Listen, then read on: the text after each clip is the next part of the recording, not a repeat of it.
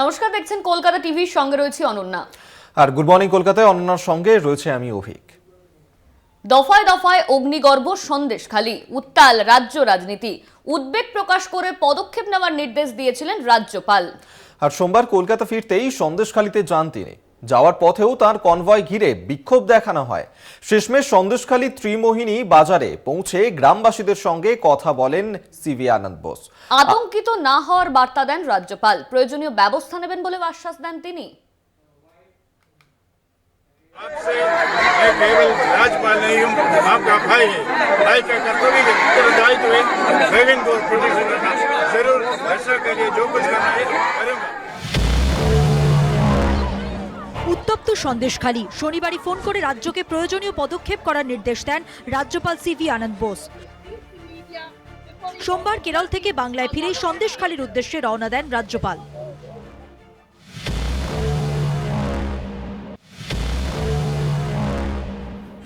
মিনাখা মালঞ্চ হয়ে সন্দেশখালী যাওয়ার পথে দফায় দফায় বিক্ষোভের মুখে পড়ে রাজ্যপালের কনভয়। বাসন্তী হাইওয়েতে রাজ্যপালের গাড়ি আটকে রেখে বিক্ষোভ দেখান গ্রামবাসীরা। রাস্তার দুধারে প্ল্যাকার্ড হাতে 100 দিনের কাজের টাকা মেটানোর দাবি জানিয়ে বিক্ষোভ দেখান তাঁরা। সরবেরিয়া ধামাখালী পর্যন্ত বিভিন্ন জায়গায় দেখা যায় একই ছবি। 100 দিনের কাজ করেছে, অনেক দিন অনেক কষ্ট করে কাজ করেছে, ওই 100 দিনের টাকাটা আমাদেরকে ফিরিয়ে দেওয়া হোক।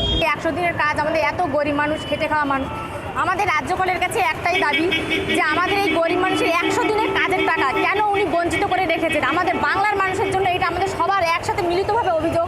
100 দিনের কাজ করে খায়, তাদের যে এই দীর্ঘদিন টাকা দেওয়া হচ্ছে না, তাদের সংসারটাও ঠিকভাবে চলছে না। তাদের এই টাকাটা যাতে টাইম মতো দেওয়া হয় এবং এই দাবিটাই আমরা রাখছি রাজ্যপালের কাছে।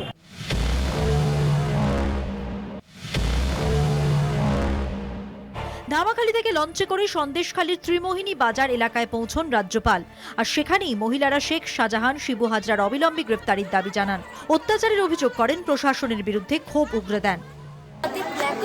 দফায় দফায় সন্দেশখালীর বিভিন্ন জায়গায় তারা বসে পড়েছেন, অর্থাৎ মহিলারা তারা বসে পড়েছেন এবং তারা বিক্ষোভ দেখাচ্ছেন। একাধিক বক্তব্য তারা লিখেছেন। কখনো শেখ শাহজাহান তিনি এখানেই ঘুরে বেড়াচ্ছে, তাকে অবিলম্বে গ্রেপ্তার করা হোক।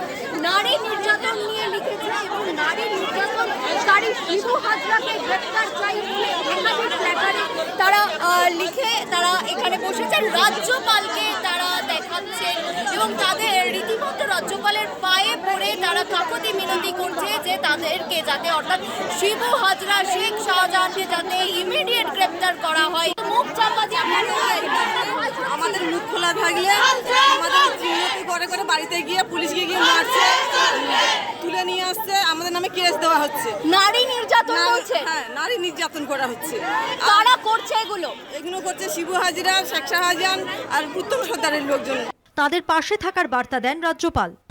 This can never happen. We should fight it out under the Constitution. I will fight it out under the Constitution. I will fight it out within the laws of the land. I will fight it out with the democratically elected government of the state. Certainly, we will spare no efforts to see that the guilty are punished. রাজ্যপালের নাটক করতে যাচ্ছে, রাজ্যপাল কি করবে গিয়ে? রাজ্যপালের কি ক্ষমতা আছে? সন্দেশখালীতে জারি রয়েছে 144 ধারা, আর তাই ত্রিমোহিনী বাজার থেকেই ফের লঞ্চে করে ফিরে আসেন রাজ্যপাল। রিয়া মাঝি ও সঞ্জিত চক্রবর্তীর রিপোর্ট, কলকাতা টিভি। নির্যাতন, শ্লীলতাহানি, অপহরণ, গত কয়েকদিন উত্তপ্ত সন্দেশখালীতে উঠে আসছে একের পর এক ভয়ঙ্কর সব অভিযোগ। তা খতিয়ে দেখতেই পুলিশের 10 সদস্যের বিশেষ টিম। ডিআইজি পদমর্যাদার এক লেডি অফিসারের নেতৃত্বে টিম গঠন, কাজে নেমে পড়েছে বিশেষ টিম। একাধিক মহিলার সঙ্গে কথাও বলেন অফিসাররা। স্বরাষ্ট্র সচিবকে ফাইনাল রিপোর্ট জমা দিতে হবে। সন্দেশখালী কাণ্ড নিয়ে তোলপাড় রাজ্য রাজনীতি। শাহজাহান ও তার ঘনিষ্ঠদের গ্রেপ্তারের দাবির মধ্যেই নির্যাতনের একের পর এক অভিযোগ সামনে এসেছে। বেশ কিছু সামাজিক মাধ্যম, সংবাদ মাধ্যম, টুইটার হ্যান্ডেলেও সেই সংক্রান্ত খবর প্রকাশ্যে এসেছে। নারী নির্যাতন করা হচ্ছে। কারা করছে এগুলো করছে শিবু হাজরা, শেখ শাহজাহান আর উত্তম সর্দারের লোকজন। কি হয়েছে সন্দেশখালীতে? সন্দেশখালীর এক অংশ মহিলাদের অভিযোগ, দীর্ঘদিন ধরে হেনস্থার শিকার তারা। সন্দেশখালীতে মহিলাদের অভিযোগ খতিয়ে দেখতে 10 সদস্যের দল গঠন করেছে রাজ্য পুলিশ। দলের মাথায় রয়েছেন ডিআইজি পদমর্যাদার মহিলা অফিসার সোমবার একথা জানালেন বারাসতের ডিআইজি সুমিত কুমার। সন্দেশখালীতে কোনো ধর্ষণের অভিযোগ ওঠেনি বলেও জানানো হয়েছে পুলিশের তরফে। এত করার পরে আবার যে মহিলাদের সম্বন্ধে যে ইস্যু যে তোলা হচ্ছে তার জন্য রাজ্য সরকার একটা 10 মেম্বারে একটা স্ট্রং টিম তৈরি করছে, যে কাল থেকে নিজের কাজ শুরু করবে। ও টিমকে হেড করবে একটা ডিআইজি র্যাঙ্কের লেডি অফিসার। ওনারা বিভিন্ন পাড়া পাড়ায় যাবেন আর মহিলাদের সঙ্গে সবার সঙ্গে কথা বলবেন আর ক্লিয়ারলি একটা ডিপ একটা ইনকোয়ারি করবেন। আমি আবার এটাকে সামারাইজ করছি কি রাজ্য সরকার আর রাজ্য পুলিশ মহিলাদের সংক্রান্তে যে ব্যাপার আছে ওটা নিয়ে খুব সজাগ আছে, অনেক চেষ্টা করা হয়েছে। আর আমরা লোকদেরকে আমি আমাদের মানুষ আছে গ্রামবাসী ওনাদেরকে আমি এটা রিকোয়েস্ট করছি কি আপনারা টিম আছে আমাদের সঙ্গে আছে, স্পেশাল টিম করা আছে, ওনাদের সঙ্গে যোগাযোগ করুন। কোনো ইস্যু হলে, কোনো অভিযোগ পেলে, কোনো লিখিত অভিযোগ পেলে আমরা ওটাতে স্ট্রং লিগ্যাল অ্যাকশন নেব। ইতিমধ্যে বসিরহাট পুলিশ জেলার সুপার ডক্টর মেহেদি হাসান সংবাদ মাধ্যমের সামনে মুখ খোলা মহিলাদের সঙ্গে কথাও বলেন।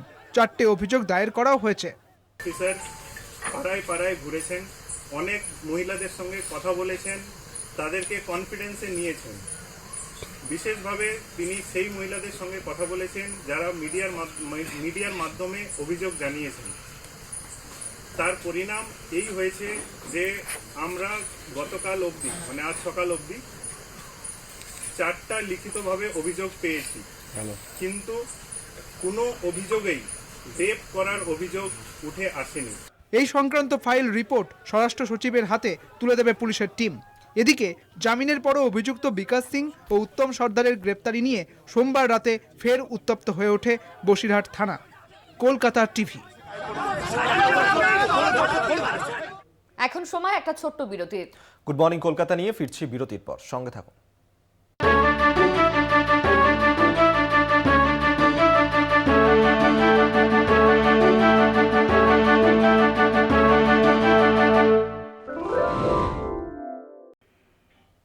গুড মর্নিং কলকাতা নিয়ে ফিরে এলাম বিরতির পর। এবার নজর রাখবো পরবর্তী খবরের দিকে। সাসপেন্ড করা হয়েছে 6 বিধায়ককে। তারা সন্দেশখালীর পাশে আছি এই লেখা গেঞ্জি পরে বিধানসভায় প্রবেশ করে। এর পাশাপাশি মুখ্যমন্ত্রী মমতা বন্দ্যোপাধ্যায়কে পদত্যাগ করতে হবে, এই নিয়ে বিধানসভার বাইরে বিক্ষোভ দেখাতে থাকে। আর তারপরই সাসপেন্ড করা হয় শুভেন্দু অধিকারী সহ 6 বিধায়ককে। তারপর সন্দেশখালী অভিযান। বিধানসভায় বিক্ষোভ দেখিয়ে পূর্ব নির্ধারিত কর্মসূচি অনুযায়ী বেসরকারি বাসে চেপে সন্দেশখালীর উদ্দেশ্যে রওনা বিরোধী দলনেতাদের। এবং বিজেপি বিধায়করাও তার সঙ্গে ছিলেন, তবে মাঝপথেই পুলিশ তাদেরকে আটকেও দেয়। বাসের ভিতর ঘন্টার পর ঘন্টা ঠায় বসে রাজ্যের বিরোধী দলনেতা শুভেন্দু অধিকারী, সঙ্গে বিজেপির 65 জন বিধায়ক। সাসপেনশনের পর বিধানসভা থেকেই বাসে রওনা দেন শুভেন্দু অধিকারী সহ বিজেপি বিধায়করা। গন্তব্য সন্দেশখালী, কিন্তু অনেক আগেই সায়েন্স সিটির পর বাসন্তী রোডের ওপর বাস আটকে দেয় পুলিশ। লিডার অফ অপোজিশন ওখানে গেলে আইন শৃঙ্খলার অবনতি ঘটে। এটা এসপি না তৃণমূলের জেলা সভাপতি, সিপিএম ওর বন্ধু, সিপিএম কে অ্যালাউ করা হয় রামপুর পর্যন্ত, গভর্নরকে অ্যালাউ করা হয়, আর আমাদেরকে 60 কিলোমিটার আগে আটকানো হয়। বাস আটকানোর পর পুলিশের সঙ্গে বাদানুবাদে জড়িয়ে পড়ে বিজেপির বিধায়করা। বাসের ভিতরে বসেই প্রশাসনের উপর ক্ষোভ উগরে দেন শুভেন্দু। এরপর দীর্ঘক্ষণ অপেক্ষার প্রায় 4 ঘন্টা পর বাস থেকে নেমে বাসন্তী হাইওয়ের উপর বসে পড়ে বিক্ষোভ দেখান শুভেন্দুরা।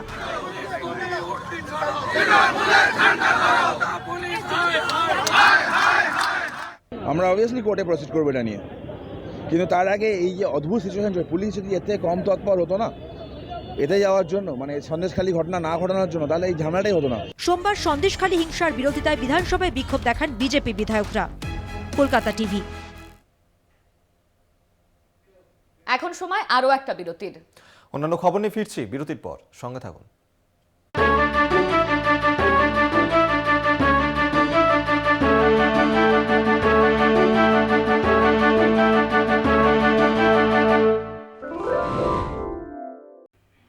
ফিরে এলাম বিরতির পর।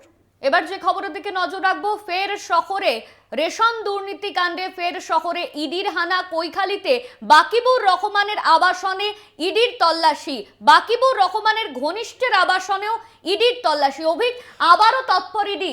একেবারে আজ সকাল থেকে সেই ছবি আমরা দেখতে পাচ্ছি, এই নিয়েই আমরা বিস্তারিত জানবো। আমাদের সঙ্গে এই মুহূর্তে টেলিফোনে রয়েছেন প্রতিনিধি সুমন শিকদার। সুমন, আজ সকাল থেকে রেশন দুর্নীতির ঘটনাতে ফের একবার ইডির এই হানা, কোথায় কোথায় আজকে পৌঁছেছেন ইডির আধিকারিকরা?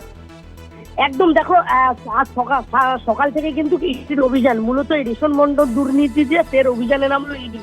এই যে কৈখালীর যে বিলাসবহুল আবাসন, সেই বিলাসবহুল আবাসনে কিন্তু ইতিমধ্যে ইডি আধিকারিকরা সকালবেলা প্রবেশ করেছে, তারা তল্লাশি করছে।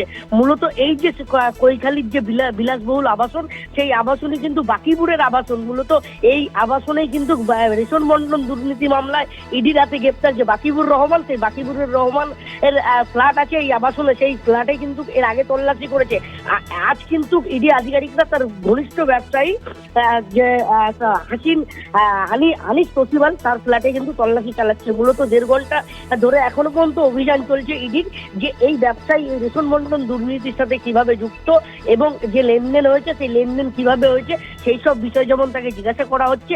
এবং তোমাকে আরেকটা জিনিস বলে নি, যে সকালবেলা যখন ইডি আধিকারিকরা এই আবাসনে প্রবেশ করে সেই মুহূর্তে কিন্তু এই যে ব্যবসায়ী হানিফ তোসিবাল, তিনি কিন্তু তার মোবাইল ফোনটি নিজের যে ফ্ল্যাট, সেই ফ্ল্যাট থেকে কিন্তু দূরে ছুড়ে মারেন। তারপরে কিন্তু কেন্দ্রীয় নিরাপত্তা রক্ষী তারা কিন্তু সেই মোবাইলটি নিয়ে ইতিমধ্যে ইডি আধিকারিকরা সিজ করেছে। এবং কেন তিনি মোবাইল তার ফ্ল্যাট থেকে ছুড়ে ফেললেন সেই বিষয় নিয়ে কিন্তু তাকে জিজ্ঞাসাবাদ করা হচ্ছে। এই মুহূর্তে বলাই যেতে পারে যে এই যে কৈখালীর যে আবাসন, বিলাসবহুল আবাসন, সেই আবাসনে কিন্তু একদিকে যেমন বেশ কিছুদিন আগে রেশন মন্ডল দুর্নীতি মামলায় যে গ্রেপ্তার বাকিবুর রহমান, সেই বাকিবুর রহমানের আবাসনে ফ্ল্যাট রয়েছে, সেখানেও তল্লাশি চালিয়েছিল ইডি আধিকারিকরা। আজ কিন্তু তার ঘনিষ্ঠ ব্যবসায়ী, তার ফ্ল্যাটে এই মুহূর্তে ইডি আধিকারিকরা তল্লাশি চালাচ্ছে। বেশ, একেবারেই অবশ্যই এদিকে আমাদের নজর থাকবে। আপাতত ধন্যবাদ তোমায় সুমন শিকদার, আমাদের সঙ্গে টেলিফোনে ছিলেন প্রতিনিধি। ফের শহরে ইডির হানা, রেশন দুর্নীতি ঘটনাতেই ফের একবার তৎপরতা কৈখালীতে। বাকিবুর রহমান তার আবাসনে একদিকে যেমন ইডির হানা চলছে, অন্যদিকে এই বাকিবুর রহমানের ঘনিষ্ঠ একজনের বাড়িতেও চলছে ইডির হানা। আর এই যে বাকিবুর রহমানের ঘনিষ্ঠ, সে কিন্তু যে খবর সামনে আসছে, সে ইডির আধিকারিকরা ঢুকতেই সে কিন্তু মোবাইল সদূরে ছুঁড়ে মারে এবং তারপর সেই মোবাইল কিন্তু সেই মোবাইল উদ্ধার করে ইডির আধিকারিকরা।